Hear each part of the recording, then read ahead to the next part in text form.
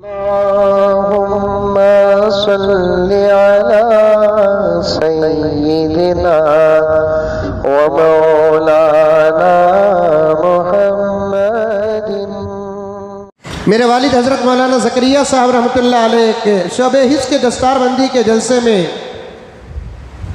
तशरीफ़ ले गए तो वहाँ आपने जो खिताब किया उसका एक जुमला कहता हूँ कि प्रिंटिंग का दौर तो अब का है। कुरान उस दौर में भी महफूज था जिस दौर में प्रिंटिंग मशीन्स नहीं थे।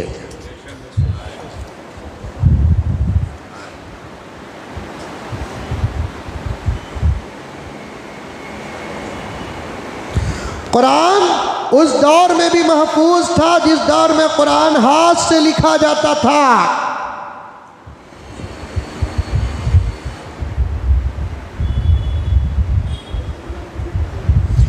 कुरान पाक उस दौर में भी महफूज था जिस दौर में ज़ीरक्स का तसव्वुर तक नहीं था।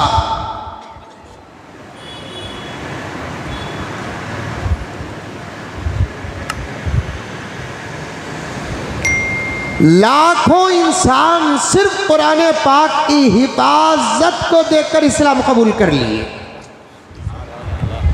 उन्होंने कोई मोजज़ा नहीं देखा, कोई करामत नहीं देखी, कोई अजीबो गरीब बात नहीं देखी।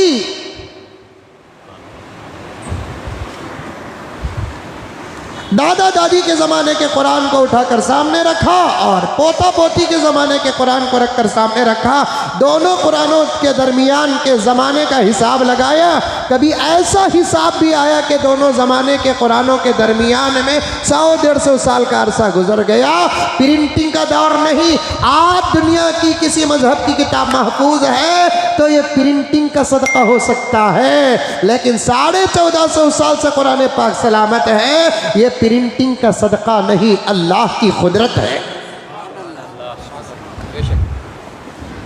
आज ये दावा ईसाई भी कर सकते हैं कि हमारी बाइबल भी सलामत है। आज ये दावा हिंदू भी कर सकते हैं कि हमारी गीता और महाभारत और रामायण भी सलामत है। ये प्रिंटिंग का दौर है साहब। अब रद्दो बदल नहीं हो सकता, मुमकिन है, बात कबूल है।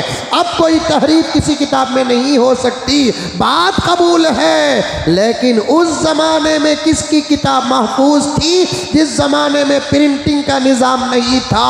अगर उस ज़माने में कोई किताब महफूज थी तो सिवाय कुरान पाक के कोई किताब महफूज नहीं थी। यही तो कुरान पाक का मोजिज़ा है।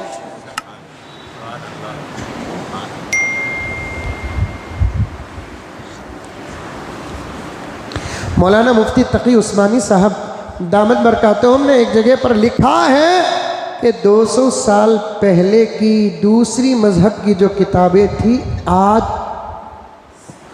हू बहू वैसी किताबें नहीं हैं। हू बहू ऐसी किताबें नहीं हैं।